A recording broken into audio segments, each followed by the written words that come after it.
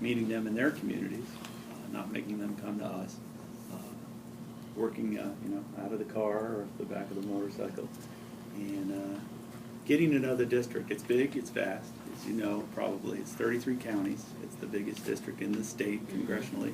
It's the biggest, one of the bigger ones around that isn't an entire state. And that's because we lost a district. And so we had to throw a few more people in the pile. Right. This district is a lot of corn and beans and space. Get to Washington, we're going to do the same thing. We're going to spend a lot of time here. We're not going to spend a lot of time hiding. We're going to talk to people on a local level. Federal office, yes, but most people's issues are community, and you can bring that all the way up to a federal level, and that's how we find out.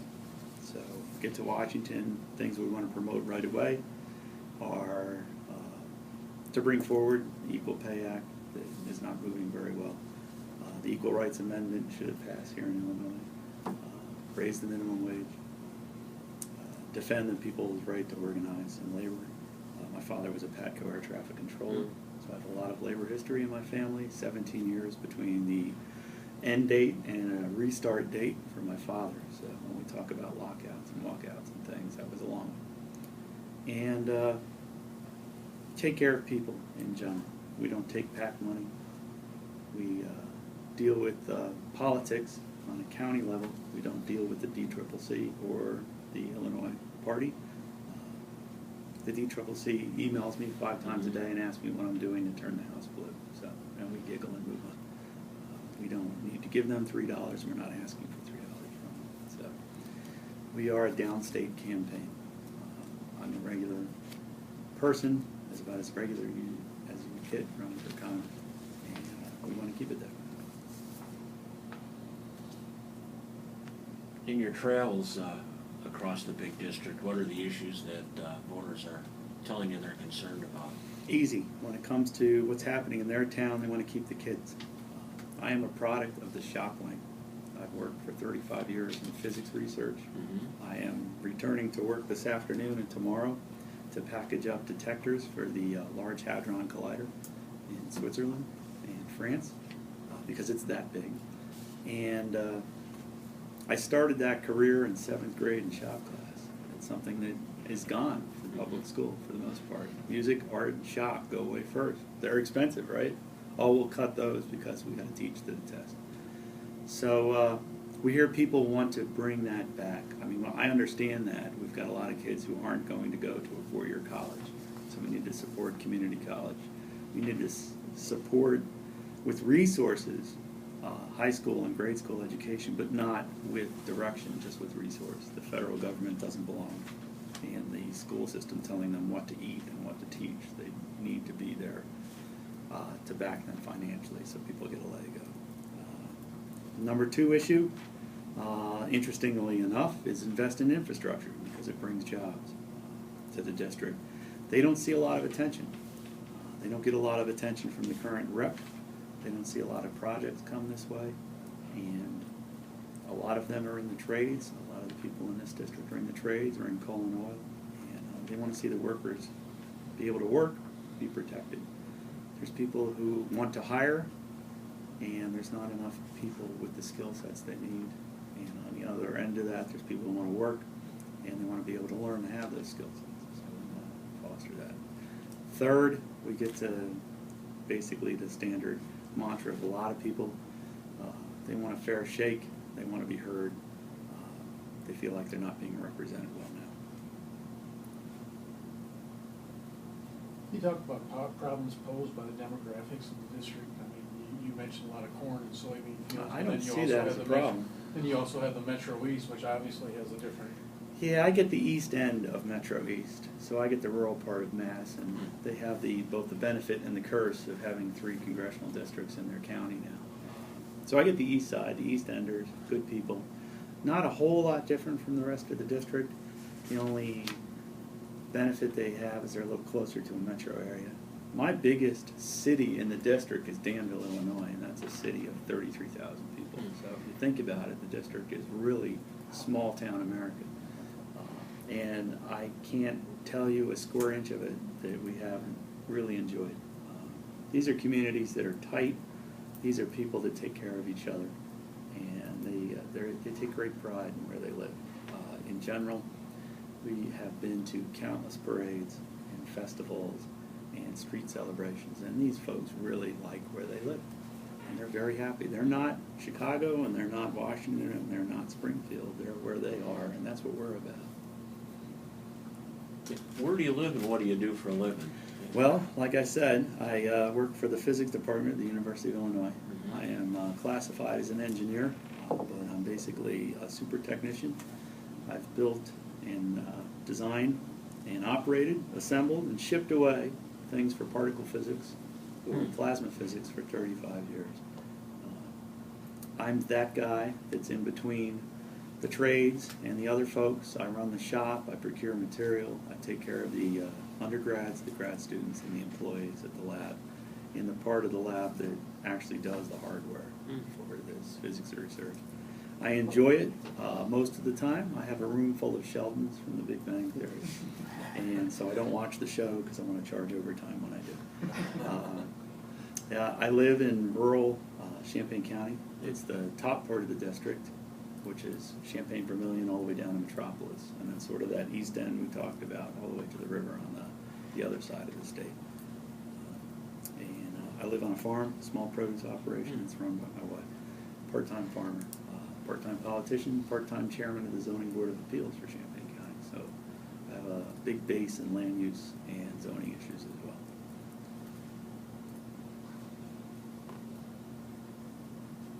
You mentioned at the outset some of your priorities and kind of looking through your platform statement on your website, some of your funding priorities. The question I would have is, okay, that's what your priorities are. How do you fund them? Where do you take money from in order to fund things that you think are important? Well, we're dropping $1 million+ bombs on people in the sandbox overseas. We have a coalition that needs to be bigger over there that could help us with that. We certainly help them out. We need to refocus some of the funding that we spend maybe on military, and I don't want to cut the military. I don't want to cut the people side of the military. But hardware-wise, we do waste a lot of money there at times. And get that back into VOTEC and Pell Grants and senior services. We can fund Social Security very simply, raise the cap. We can make it solvent for as long as we want to, and it affects absolutely no one in the middle class because they're already paying. That's one way to get out of that trouble that isn't really trouble at all. It's political trouble, but it's not financial. Go into that Social Security solution a little bit more. Well, there's not a lot to go into. We raised the cap, I think, it's 117 now. We raised it to about 146, and we add 40 years to the fund right away.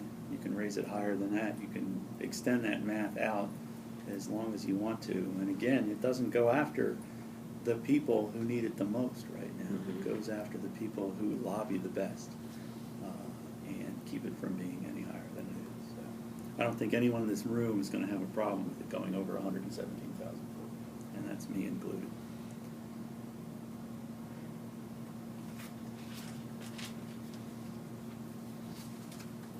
You talked about not taking PAC money or DCCC money, and maybe consequently you've raised, somewhere in the vicinity and spent in the vicinity of $15,000 as to opposed to your opponent's $1.5 million. Right. We've done a lot of raising in this corner, and we've done it all the old-fashioned way. We meet people, we go to their events.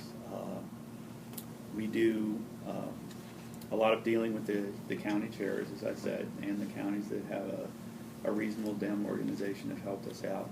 Trade groups have helped us out, not through their PAC money, through their general fund. We don't ask a lot. It costs nothing to shake someone's hand. It costs very little to get to these lawn and garden festivals and to the dinners, and they feed me, so we're happy there.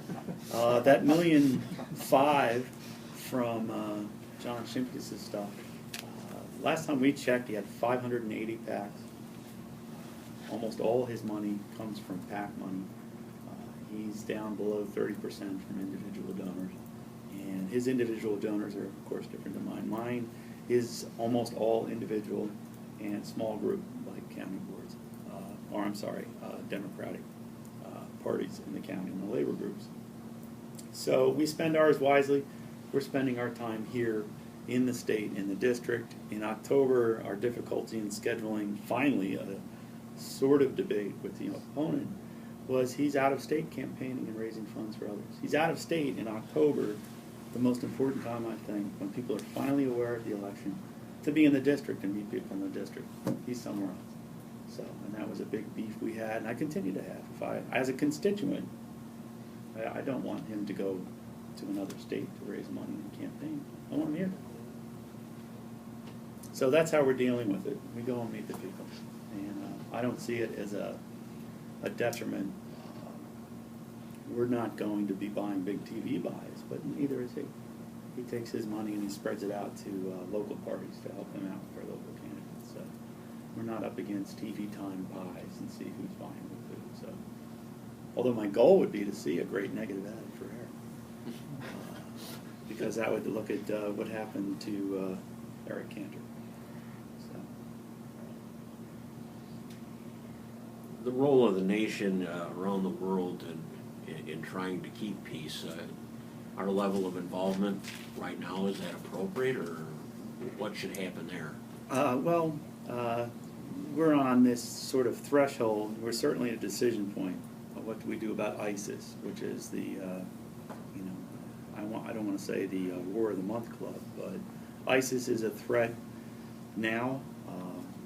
We have continually spent money on arming someone who is on our side this year, and next year turns those armaments against us.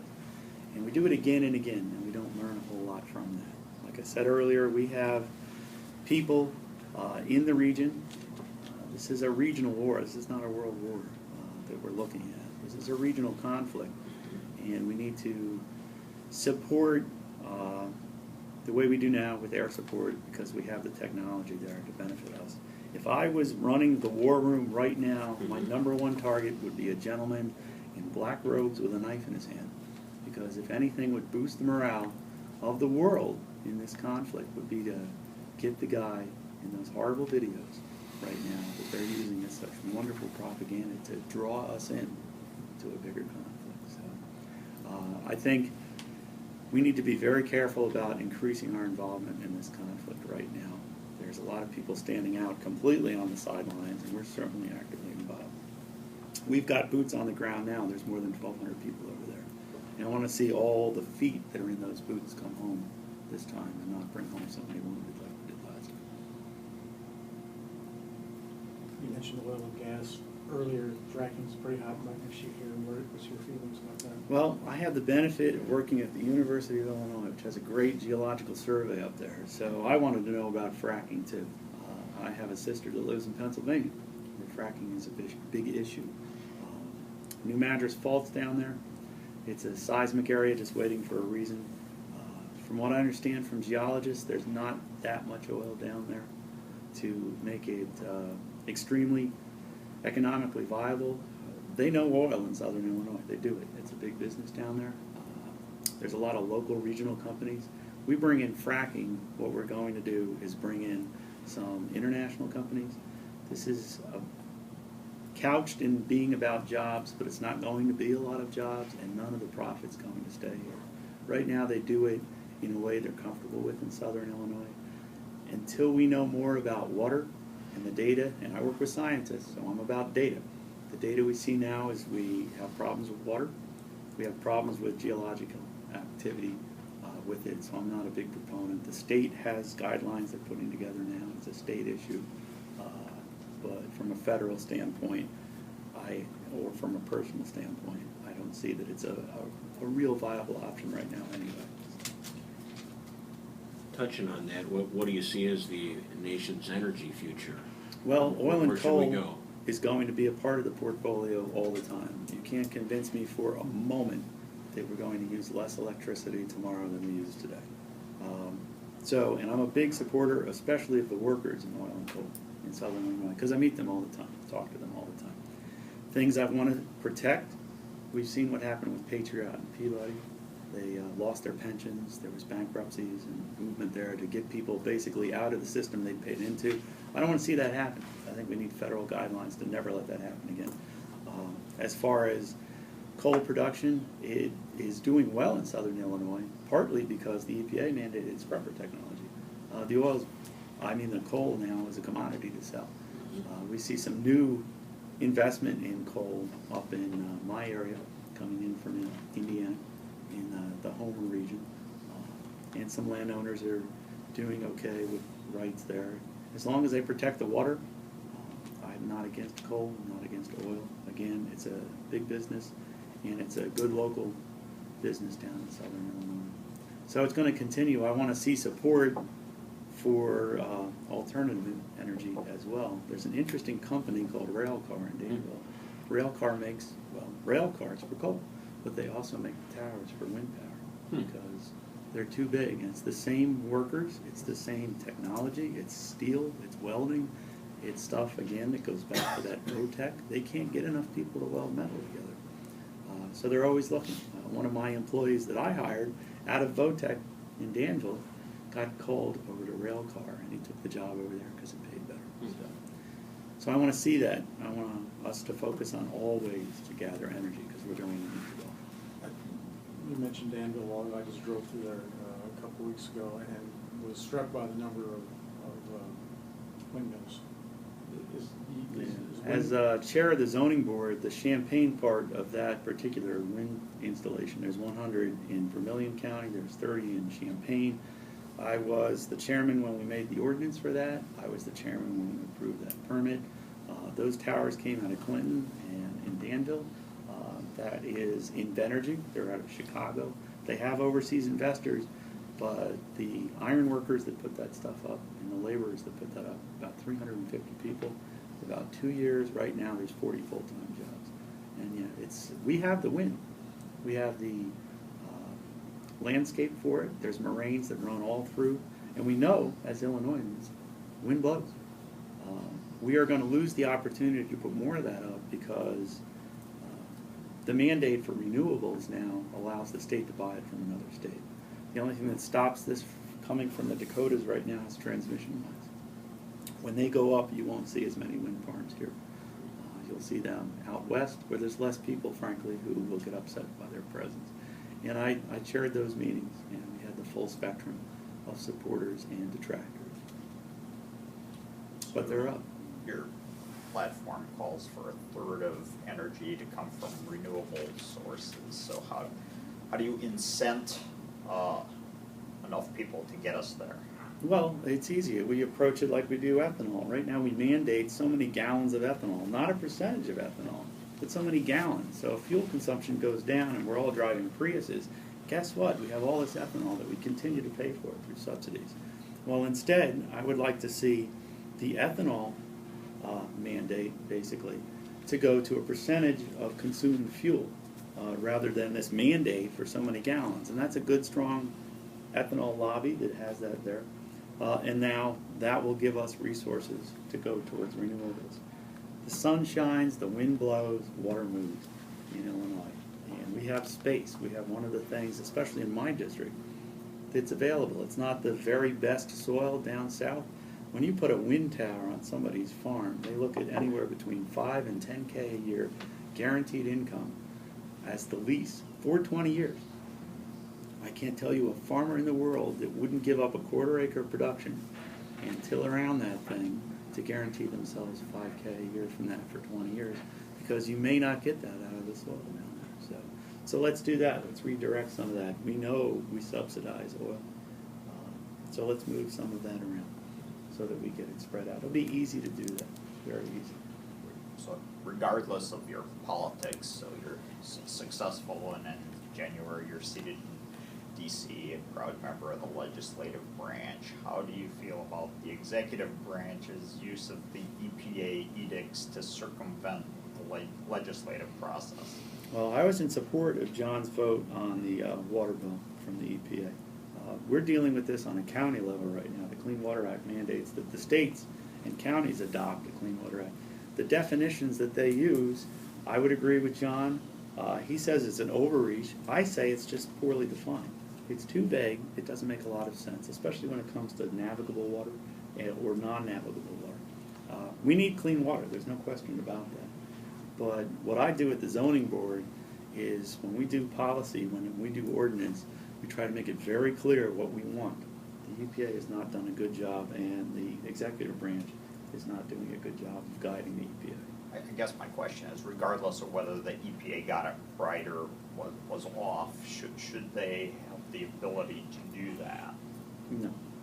I think that that's something that needs to go through Congress. And I think Congress should step up when it comes to this board, too. Everybody's taking a step back because the election's coming. You know, we're not going to make any decisions now because you might be mad at me. And one of the nicest things that was told to me at a radio interview last week, I left the studio when we were done. They said, "I can tell you're not a professional politician. You answered the questions." So, and I will take a stand before and after the election, whether elected or not. I'm happy to make decisions. So, as one guy in Congress, if I win this election, someone's going to listen because it will be a big swap in the district. So, and believe me, I will use that opportunity to put a little lever on things down there. It's my job at the zoning board. We can't kick it past the election. We have to finish now. One of the things that you always hear about is the public is very unhappy with the performance of Congress. And I think one of the factors in that is the partisan gridlock that both parties play a role in. They get so focused on winning that they're not able to meet in the middle on things. You as an individual, as a lone member of Congress, what would you do to break down the walls? Well, I'll tell you this. I pulled up at one of the events on one of my bikes, and I had my bumper sticker on the trunk of the Harley. And I got off, and the guy looked at the bumper sticker, and he said, "Who's the Eric guy?" I said, "I'm the Eric guy." He goes, "Oh, you're running for Congress. Republican?" I said, "No, Democrat." He said, "But you ride a motorcycle." So right now I have an advantage. I'm that sort of non-Democrat Democrat. I break the mold. I go deer hunting. I own guns. I ride motorcycles. I work with my hands. Not what people picture in their minds as a Democrat. And I just got asked this morning on the phone on a radio station up in Carterville. Why would we elect a Democrat? You're all the same. Well, we're not all the same. And I confuse my party and I scare the other party in my neck of the woods because they don't know where to pigeonhole me. So partisan gridlock, I think that we need to remember days where Clinton or Reagan got along with the Speaker of the House offline. They beat each other's heads up all day long, and at night they went and they had dinner together. We don't get things done like that anymore. People that put themselves on the opposite sides in the room, and that's what I deal with at the zoning board all the time. I got to get them in the middle. I have to get it finished. So I'm going to take that with me.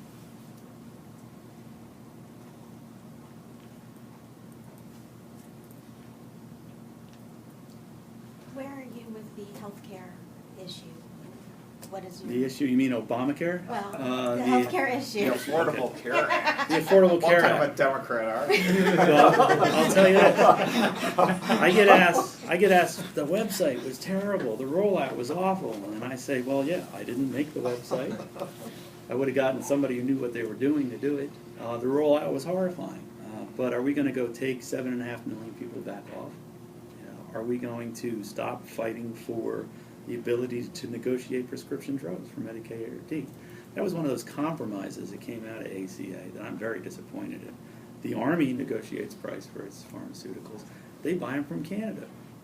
ACA says we can't do that, and that's because people like my opponent, whose top 5 donors come out of the medical industry, lobbied against that heavily, and that was one of the giveaways for it. A platypus is an animal designed by committee.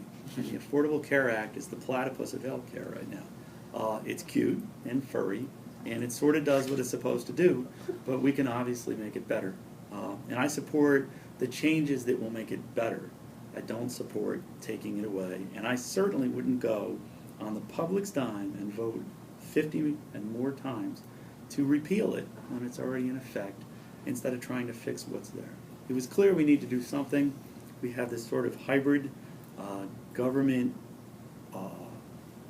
supervised insurance industry healthcare right now. and it's not fully formed, I don't think. It will take years. We have another open enrollment coming. I'm very curious to see. But those 7.5 million people pay, and they're in it, and they're benefiting from it. And what we see now, again, data-wise, I'm a data guy, is both private and public hospitals are seeing their profit margins improve because less people are on charity care. So if we're doing that, and for the first time in, I think, 24 years, the average cost of health care took a little teeny tick down at the beginning of this, with this disastrous rollout, then I think maybe we're sort of going the right direction. But did I write it? No. Would I voted for it? Yes. Would I want to change a whole bunch of it? Absolutely. Keep it, but modify it, make it work. Absolutely. I mean, there's things that don't work that need to leave, and there's parts that do that need to be improved, and there's other parts that we gave up the fight on that really need to be fought.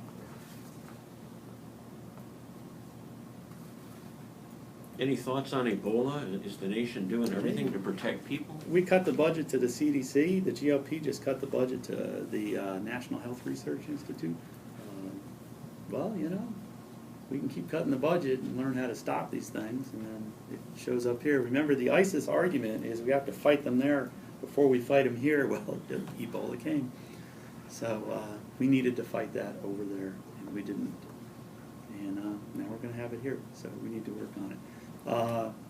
But again, it's not something I propose just throwing a bunch of money at it. What we need is to have more people. We're seeing a big influx of hiring in the healthcare sector because of ACA. And we need to direct some of those people, make it attractive to work in that field so that people can start to fight this before it gets completely out of hand.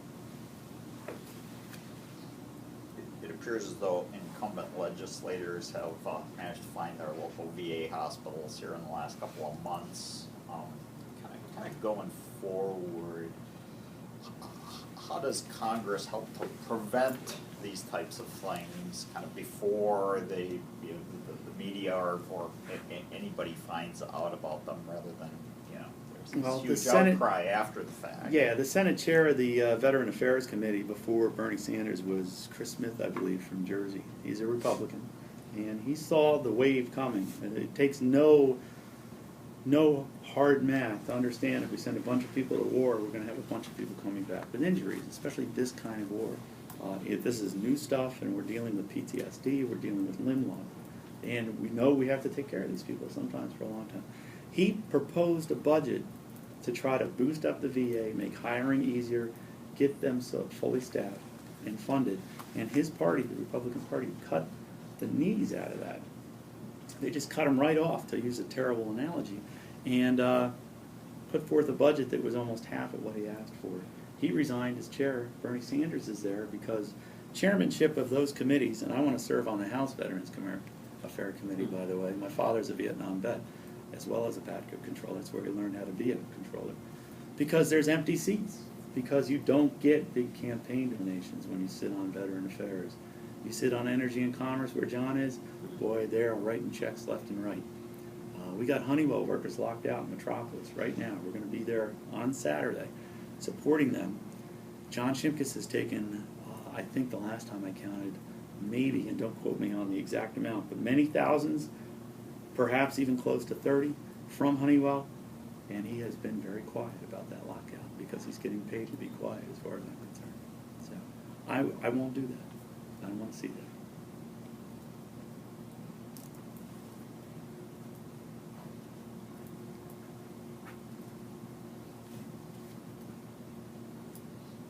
Gary touched on the question about Congress having a, put it modestly, low approval rating. What traditionally people who vote dislike Congress in general, but their person's okay, so they continue to vote for them. How do you fight that? Well, I can tell you, as a person who spent more than a year with Carol, fearless campaign manager here, traveling around this district, they're not happy with their incumbent in a lot of places I go. And this isn't just Democratic events. This is, where's John? This is, I haven't seen him. He does not hold big group sessions and have people in. He has office hours now. We've drawn him out. We chased him around requesting a face-to-face, and we finally got sort of a version of that. But that was work for us. We went to his offices, we handed him letters, we were in Maryville, and we had a group of USW workers with us with signs, and by that Wednesday, that was a Monday event, by Wednesday he finally agreed to one. So they're not entirely happy. They certainly can't stand Congress. I'm going to finish with higher numbers, even if I lose, than Congress could ever hope for. And so the best way, if you're unhappy with Congress, is to vote for a different representative. This is an opportunity that this district hasn't had in a while, a viable other candidate. So, and that's the job we're out there to do.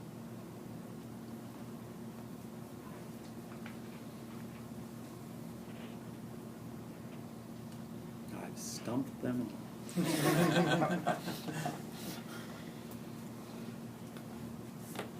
Anything more? What should we have asked? Well, I think you touched on a lot of the subjects. Again, this is, I hate to use the term grassroots because it's not, we're burning up all kinds of gasoline. Grassroots. I got told by more than one group that I've gone to meet that this is old school campaigning. I work in the most cutting edge science you can imagine, but when it comes to this kind of stuff, I think we have to go back to the basics, which is meet people, talk to people, be in their town. I was in Galconda, Illinois, in Pope County. I was at an event in the senior center, which, by the way, they're very worried about money for. It is the focus of that town, and every year the flow through money from the feds that the state gets cut, and they're in danger of losing a senior center that is this magnet for the community. But I was down there, and they said, boy, the last candidate that came through here like you, the last candidate that we can remember was Paul Simon. So that's how long they've had attention in some parts of this district from anybody. And I am humbled to be compared at all. We wind up campaigning with Sheila quite often, another good, solid downstate candidate. And lovely lady, her father was wonderful. But somebody should be in Pope County all the time, because it's one of the 33 counties, and they're all people, and that's what we're about.